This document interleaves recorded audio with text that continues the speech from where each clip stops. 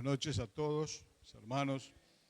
Vamos a retomar la meditación sobre 2 Timoteo, esta carta que tal vez nos suene un poco extraña o un poco lejana, porque no estamos, gracias a Dios, de alguna manera, viviendo los tiempos en que esta carta fue escrita.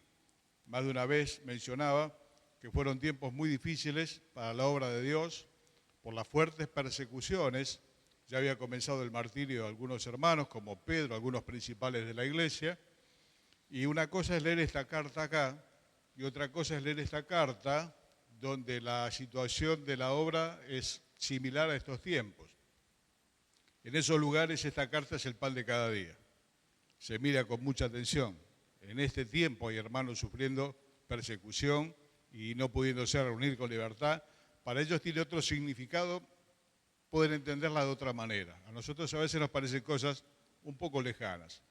En el jueves anterior estábamos meditando, acerca de estas tres figuras donde Pablo le habla a Timoteo y le habla del soldado, de las penurias, de los trabajos que sufre un soldado. Después le va a hablar del atleta, de la disciplina que tiene que tener el atleta y de no hacer trampas. Después termina hablando del labrador, que tiene que esperar con paciencia el fruto.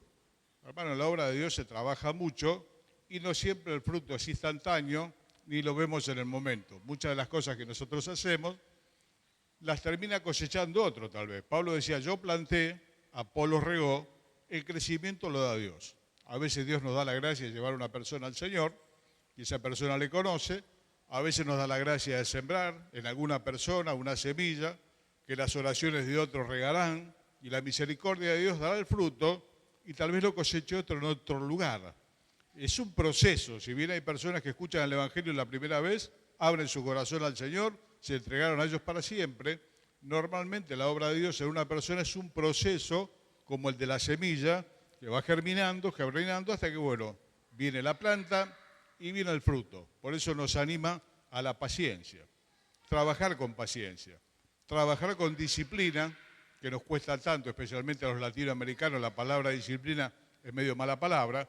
El Evangelio en China y en Japón no tiene muchos problemas porque ellos son muy disciplinados. En Oriente es más fácil. Acá en Latinoamérica nos cuesta bastante. Y los padecimientos de un soldado, que decíamos que no solamente es disparar la ametralladora. El soldado tiene largas noches de guardia, la escarcha sobre la ropa, el calor abrasador. A veces veo los chicos de la policía con esos chalecos antibalas, tantas cosas más, con 36 grados de temperatura o 37 en estos días. Y veo muchos de ellos a mis hijos, la edad de mis hijos. Siempre que puedo, vengo del kiosco, les compro una bebida, ¿no? Y ellos se agradecen. Digo, no, mira, hijo o chica, muy jovencitas, y ahí están con todo y arriesgando su vida. Les da estas figuras y finalmente le dice, acuérdate de Jesucristo. Acordate del labrador, acordate del atleta, acordate del soldado, pero acordate del Señor Jesucristo, que es el siervo de Dios por excelencia. El Señor Jesús es tu modelo y el Señor Jesús es mi modelo. Es el modelo perfecto. Él es el maestro perfecto. En alguna ocasión dijo el Señor, no llamen maestro a nadie, porque uno es vuestro maestro, el Cristo. Aquellos que hacemos esta tarea, muchos dicen, yo quisiera predicar como Spurgeon, yo quisiera como MacArthur. Siempre hay algunos referentes del pueblo evangélico, y hermano, sería bueno poder hacerlo como el Señor, con esa sencillez y esa profundidad. Debiera ser el anhelo de todo predicador o de todo maestro, esa simpleza que tiene el Señor, esa profundidad, esa sabiduría. Él es el modelo en todas las áreas del servicio que la obra de Dios pueda tener. Por eso finalmente apela a la figura del Señor, le dice, acordate de Jesucristo. Y ahora en el verso que sigue, hoy vamos a empezar a leer el verso, tomamos el 8 para enganchar con el 9, le dice que se acuerde del Señor, capítulo 2 de 2 Timoteo, verso 8, acuérdate de Jesucristo, del linaje de David, resucitado de los muertos conforme a mi evangelio, en el cual sufro penalidades, hasta prisiones, a modo de malhechor, mas la palabra de Dios no está presa. Por tanto, todo lo soporto por amor de los escogidos, para que ellos también obtengan la salvación que es en Cristo Jesús, con gloria eterna. Palabra fiel es esta: si somos muertos con Él, también viviremos con Él. Si sufrimos, también reinaremos con Él. Si le negáramos, Él también nos negará. Si fuéramos infieles, Él permanece fiel, Él no puede negarse a sí mismo. Recuérdales esto, exhortándoles delante del Señor a que no contiendan sobre palabras, lo cual para nada aprovecha, sino que es para perdición de los oyentes. Procura con diligencia presentarte a Dios aprobado, como obrero que no tiene de qué avergonzarse, que usa bien la palabra de verdad. Mas evita profanas y vanas palabrerías, porque conducirán más y más a la impiedad, y su palabra carcomerá como gangrena, de los cuales son Himeneo y Fileto, que se desviaron de la verdad, diciendo que la resurrección ya se efectuó, y trastornan la fe de algunos. Pero el fundamento de Dios está firme, teniendo este sello: conoce el Señor a los que son suyos, y apártese de iniquidad todo aquel que invoca el nombre de Cristo. Acuérdate de Jesucristo, conforme a mi evangelio, en el cual sufro penalidades. Antes le habló del soldado que sufría penalidades, hoy las está sufriendo Pablo. Recordamos que Pablo está preso con condena de muerte, no a mucho tiempo. Y le dice: hasta prisiones a modo de malhechor, mas la palabra de Dios no está presa. Hermanos, muchas de las cartas que vos y yo hemos leído durante tantos años y millones de creyentes han leído durante muchos años, obviamente fueron escritas por Dios, pero a través de la pluma del apóstol Pablo estando preso. Varias cartas: esta, Filipenses, Colosenses, Efesios, Filemón. Fueron cartas que Pablo escribió estando preso. Yo estoy preso. La palabra de Dios no está presa. La palabra de Dios no se puede limitar de ninguna manera, no se puede detener. Dice: así como la lluvia, como la nieve, Isaías 55, baja, riega la tierra, así mi palabra cumplirá el propósito para el cual le he mandado. No volverá a mí vacía. La palabra de Dios ha sido combatida siempre, se encarceló a los hermanos, se los ejecutó. La palabra de Dios sigue su rumbo porque es la palabra de Dios.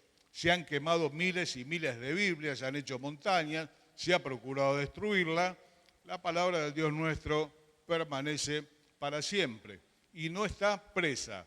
Los que caemos presos podemos llegar a ser las personas. La palabra de Dios está más allá, es la palabra de Dios, Él la guarda, la palabra es el Señor, y Él se alienta a Pablo diciendo: yo estoy encarcelado, estoy pronto a la ejecución, pero la palabra de Dios no está presa. Ya circulaba Colosenses, circulaba Efesios, Filemón y Filipenses, cartas que han consolado al pueblo de Dios y lo han guiado a través de los años. Un hombre que supo encontrar el camino alternativo, otro tras las rejas se deprime. ¿Y cómo el Señor me puso acá? Este hombre agarró la pluma y agarró el papel que no existía, ¿no? Los papiros, aquellas cosas, y empezó a escribir estas cartas que traspasaron las rejas y llegaron hasta nosotros y van a llegar hasta el fin de los tiempos, porque es la palabra de Dios, la cual no se puede detener. Acuérdate de Jesucristo, padezco penalidades, por tanto todo lo soporto, dice Pablo en el verso 10, por amor de los escogidos, para que ellos también obtengan la salvación que es en Cristo Jesús con gran gloria. Por tanto todo lo soporto, dice, por amor de los escogidos. Hermano, el gran motor del ministerio cristiano es el Señor. Acuérdate de Jesucristo. Y el otro son las personas. Y Pablo dice: yo lo sufro todo, esto que estoy pasando, por amor de los escogidos. Hay para padecer y hay para soportar. Él está padeciendo el encarcelamiento. La misma palabra de Dios dice: todos los que quieran vivir piadosamente en Cristo Jesús padecerán persecución. aflicciones que a veces vienen del mismo pueblo de Dios, donde hay hermanos que no lo comprenden de esta manera y le dicen, como le dijeron a Pablo, que esto no te pase. En un momento Pedro se lo dijo al Señor, Señor, en ninguna manera esto te acontezca. No comprenden que los que no están acá para vivir de shopping, que están acá para servir al Señor y para dar a conocer el misterio de Cristo. Que vivamos o que muramos es otra cosa, Dios lo sabe, lo maneja Él, pero no estamos acá de pasión y para pasarla bien, que gracias a Dios la pasamos bien también. El objetivo es el Señor, el objetivo son las personas. Alguna vez les conté que en una cena del Señor, hace muchos años, en un campamento, en una cena del Señor, donde se suelen pedir himnos, coros, alguna oración dando gracias, un hermano se paró sin decir nada y dijo, dos cosas son eternas en la vida, la palabra de Dios y el alma de las personas. Dediquémonos a eso. Agarró y se sentó. Actualmente, ya hace varios años, es misionero en Ecuador, él con su esposa. Fue consistente con lo que dijo, no es que es una frase que la aprendió y bueno, la voy a repetir que va bien en la cena. No, realmente lo que había en su corazón. Dos cosas son eternas, la palabra de Dios y el alma de las personas, dediquémonos a eso. En otro pasaje Pablo dice, yo me propuse no saber entre ustedes otra cosa, sino a Jesucristo y a este crucificado. Y Pablo sabía un montón de cosas. De la cultura helénica, muchas cosas. Se formó a los pies de Gamaliel, un maestro griego. Del judaísmo adelantado a muchos, fariseo de fariseos. Sin embargo, él dice, yo me propuse no saber otra cosa, sino a Jesucristo y a este crucificado. ¿Cuántas cosas le podíamos preguntar a Pablo? ¿De cuántas cosas nos ilustraría? Pero él tiene claro el objetivo. Él sabe dónde va. Y ante todas las cosas, nosotros lo que somos es testigos. Y él tiene que llegar donde el Señor lo manda. El Señor le dijo que sería testigo en Roma. Ya está en Roma. Ya está en el final del trayecto. Atravesó muchísimos kilómetros llevando la palabra de Dios. Llegó a destino. La palabra de Dios no está presa. Y finalmente manda saludos en otra carta a los de la casa de César. Muchos en Roma recibieron la palabra de Dios, aunque él le cortaban el cuello. Eso lo dice la historia secular, no lo dice la Biblia. Como ciudadano romano tenía el privilegio de ser decapitado. Era todo un privilegio. Si no, había un montón de maneras de matar, siendo apedreado, muchas cosas. Lo de menor sufrimiento era que le corten la cabeza. Y el ciudadano romano podía acceder a ese privilegio. Pablo, ciudadano romano, cuenta la historia secular, que fue decapitado, como tanta gente más. Entonces dice, yo todo lo soporto por amor de los escogidos. Y si bien nosotros no estamos presos y si bien nosotros no tenemos una situación similar, hermano, es bueno entender que nosotros todos lo soportamos por el Señor y por amor de los hermanos y aquellos que van a conocer a Dios a través de nuestra tarea. Esto es una carrera de resistencia. Alguna vez cuando leemos Hebreos 12 lo decimos, no es una carrera de velocidad, es una carrera de resistencia que dura toda la vida. Y hermanos, han desertado de la carrera de resistencia, ¿no? Cuando se largan las maratones, larga una muchedumbre enorme, algunos quedan al cuarto de carrera, otros en la mitad, son pocos los que llegan a la meta. De todos los que largaron, los que llegan a la otra punta no son tantos. Y muchos hermanos han desertado ante las aflicciones del ministerio. Es una carta escrita fundamentalmente para un pastor joven, pero todos podemos sacar enseñanza de acá. Cuando nos cansamos tal vez de la falta del reconocimiento, de la falta de gratitud, la obra de Dios está llena de estas cosas porque está llena de personas y las personas somos así. Somos ingratos, no tenemos en cuenta muchas cosas y muchos hermanos y hermanas se han cansado y han desertado del ministerio. Demas sirvió al Señor junto con Pablo mucho tiempo y algún día bajó la bandera y se fue amando este mundo. Se descaminó, se fue, dejó. Es duro, hermano, el ministerio cristiano, no es un buen negocio humanamente hablando. No es un buen negocio humanamente hablando, por eso se hace por amor del Señor, por amor de Jesucristo. Dice Pablo, yo por amor de Jesucristo lo he perdido todo. Por amor de Jesucristo y por amor de los hermanos. Hermano, hay que aguantársela. Sencillamente aguantársela. Los casados alguna experiencia tenemos de eso, ¿no? Aguanta ella y aguantamos nosotros. ¿Por qué no duran hoy los matrimonios? Porque la gente no quiere aguantar ni tolerar absolutamente nada. En toda unidad, en toda comunión, hay mucho que aguantar. Diferencias, no estoy hablando de pecados groseros, estoy hablando de diferencias. Estoy hablando de cosas que nos molestan del otro. En el matrimonio también no hay nada más distinto que un hombre y una mujer, por lo tanto tenemos visiones distintas, pensamos distinto.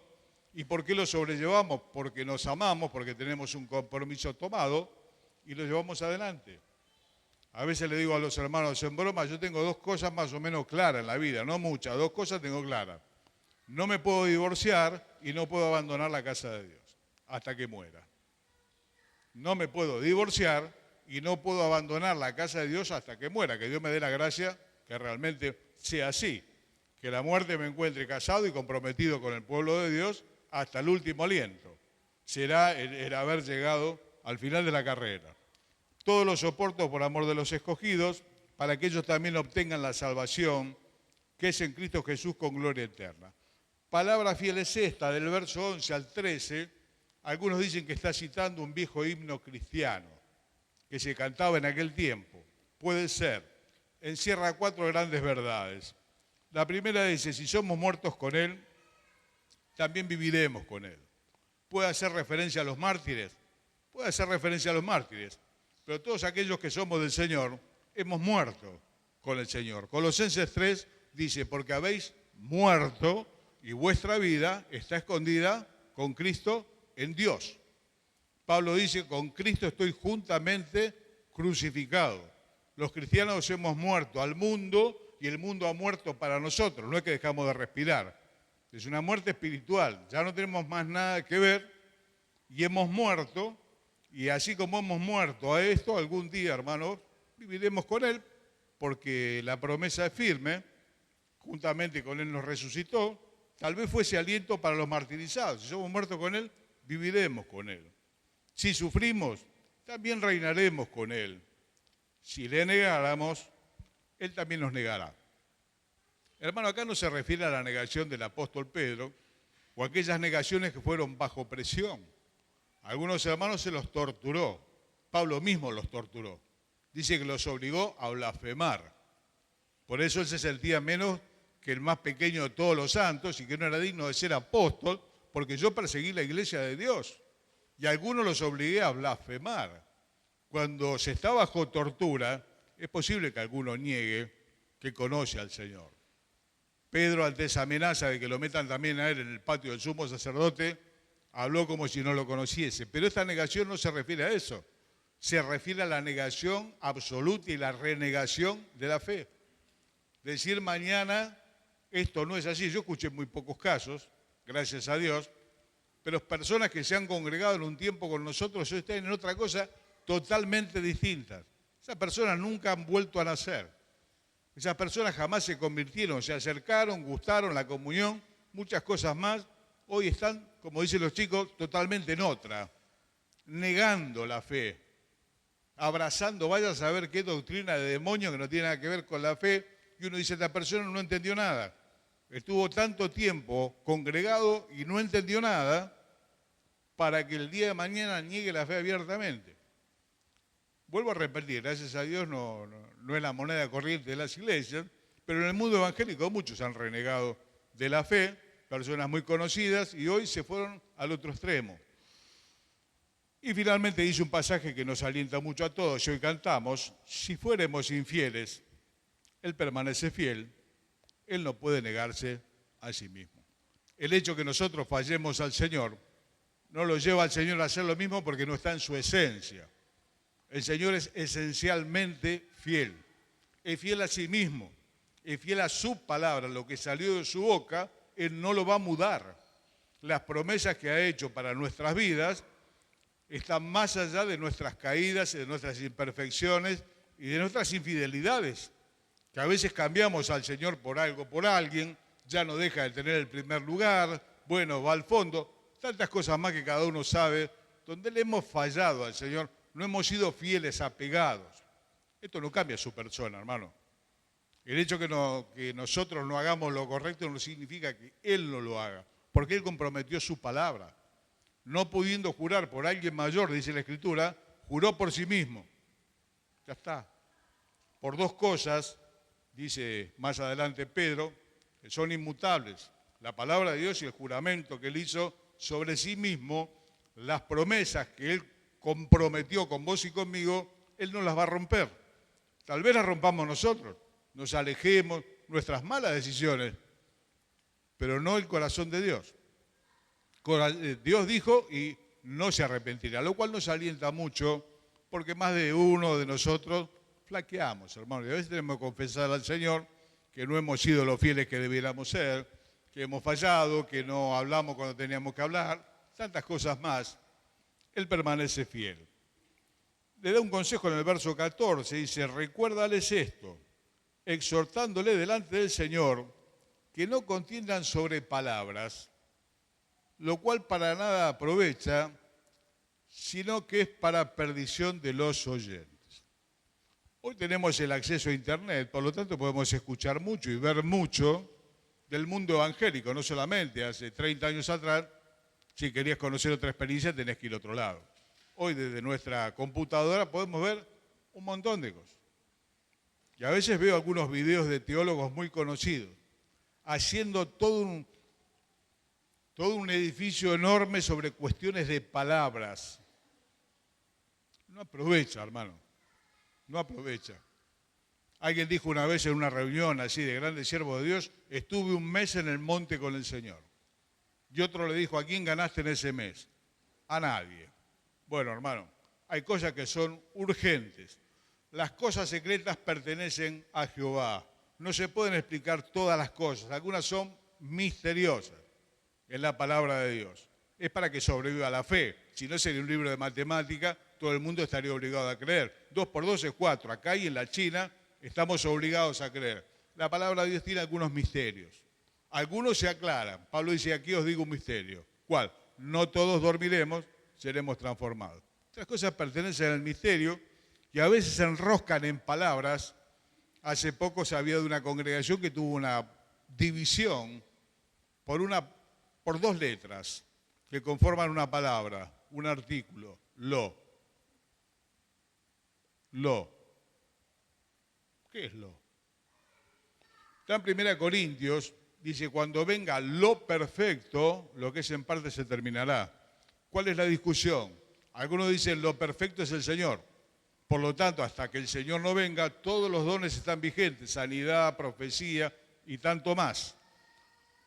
Y otros dicen, ajustados al texto y a la gramática, ese lo en griego es un artículo neutro, no habla de una persona, habla de algo. Y ese algo es el canon de la palabra de Dios que fue terminado. Una vez que se terminó de escribir la palabra de Dios, la profecía se cerró y entendemos que los dones de implantación o fundacionales, como ser el de milagros o el de sanidad, no están vigentes. Bueno, esta discusión ha dividido iglesias. Entonces, hermano, a través de estas cosas se discuten, mientras la gente se pierde, nosotros estamos discutiendo, haciendo congresos, un teólogo se pelea con el otro con nombre y apellido, lo cual es algo pésimo, porque a veces lo escucha gente que no es del Señor. Y cuando uno escucha cómo se tratan, han perdido de vista el amor que es elemental.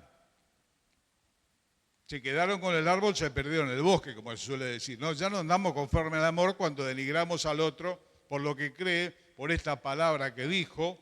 Una vez tuvimos en la iglesia un problema también por la palabra y. Es complicado, ¿no? Bueno, un hermano, estudiante de la palabra y demás, una vez criticó a uno de nuestros pastores, muy conocido, muy querido, porque en vez de decir pastores maestros, él dijo pastores y maestros o al revés. Y este hermano mandó una carta al Consejo Pastoral tratándolo de hereje.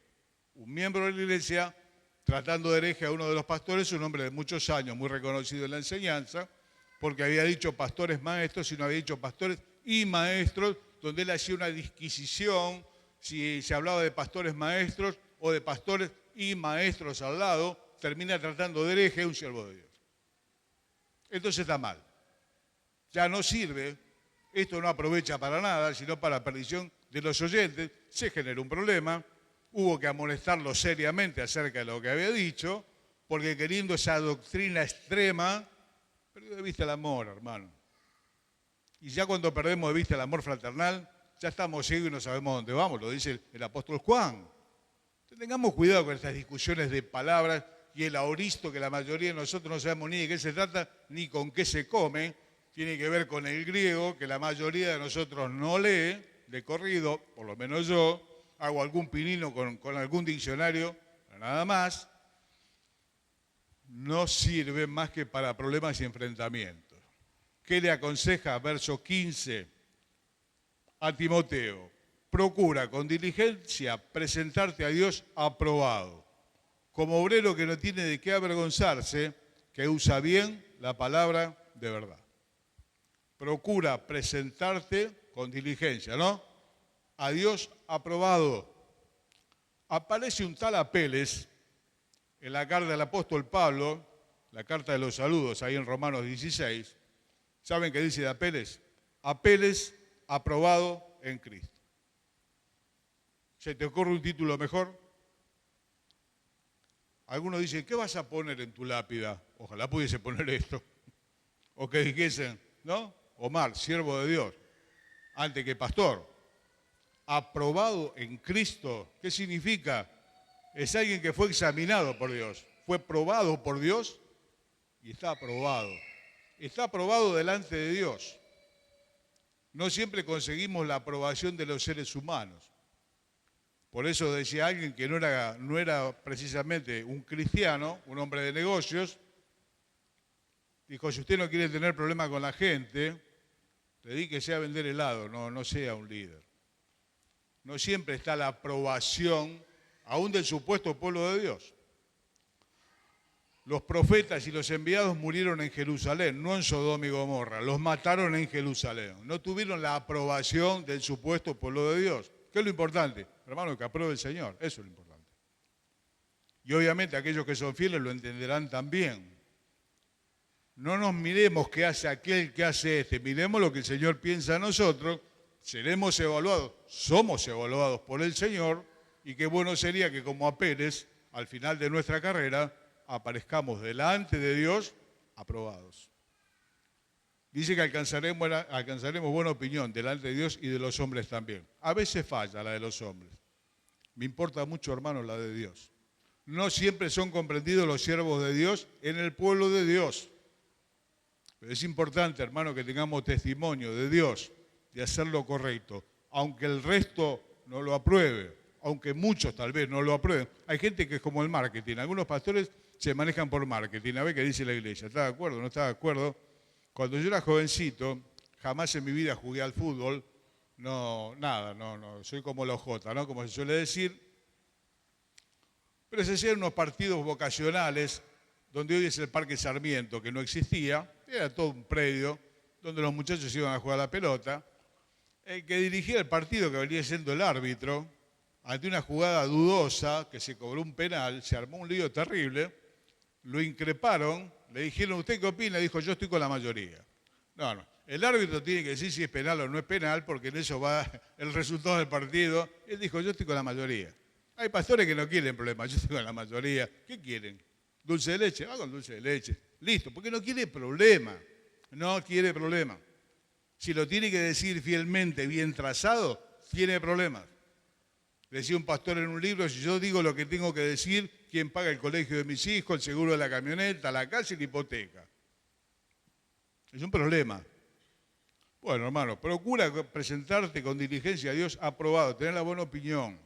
Del Señor dijo el Padre, este es mi Hijo, en el cual tengo complacencia. Uno dice, bueno, el Cristo. Apeles también. ¿Conoces mucho de Apeles? No, el saludo no se sabe mucho más. Lo poco que se sabe, yo lo quisiera para mi lápida. Sería una gracia de Dios. Últimos consejos. Evita profanas y vanas palabrerías, porque conducirán más y más a la impiedad. Y su palabra carcomerá como gangrena, de los cuales son Himeneo y Fileto. Se lo cita en alguna otra parte también, supuestos maestros, que se desviaron de la verdad, diciendo que la resurrección ya se efectuó y trastornan la fe de algunos. ¿Quiénes son estos? Bueno, son los falsos maestros de los que hablamos varias veces. El problema de las doctrinas equivocadas, que trastornan la fe de algunos. Al día de hoy sigue habiendo gente que sostiene, y hoy estaba viendo un artículo de uno, que la salvación de tu alma y de la mía se pierde. Bueno, así como hay otros que están en el otro extremo, el arminianismo sostiene que la salvación se pierde, muchos grupos denominacionales también. Esta gente no entendió que si la salvación se pierde, él no tendría que haber grabado ese video porque ya la perdió. Tal vez atrás mío que ya la perdí primero. Hermano, la Biblia se explica con la Biblia. El Señor dijo en Juan 14, 15, 16, hablando del Espíritu Santo, conviene que yo me vaya, vendrá el Espíritu Santo, el cual estará con vosotros y en vosotros siempre que se porten bien. Para siempre. Para siempre. Si fuésemos infieles, Él permanece fiel. Dios dice, no mudaré lo que salió de mi boca.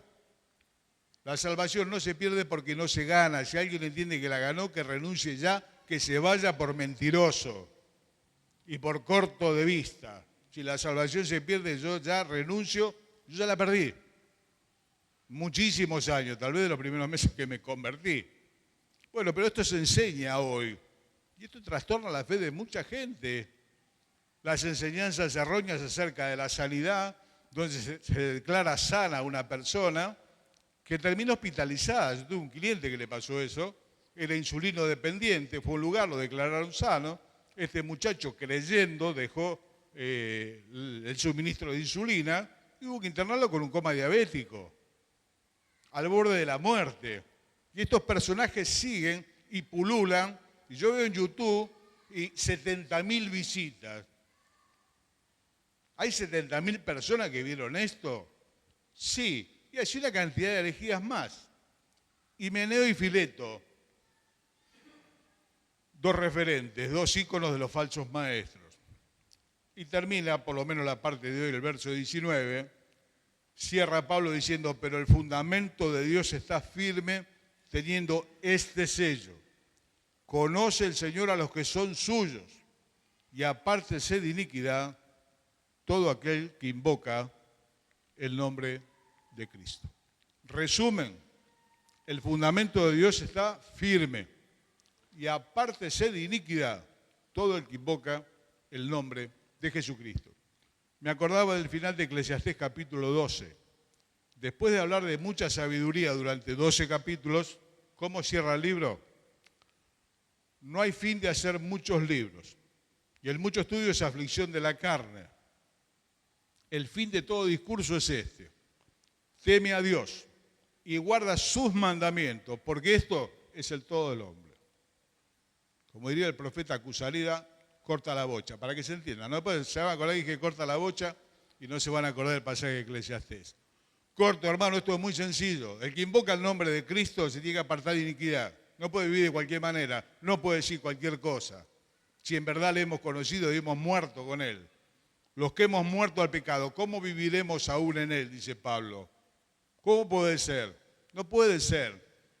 No estoy hablando de cometer, hablo de vivir revolcado en el barro permanentemente. No puede ser. No puede ser. Apártese de iniquidad todo el que invoca el nombre del Señor.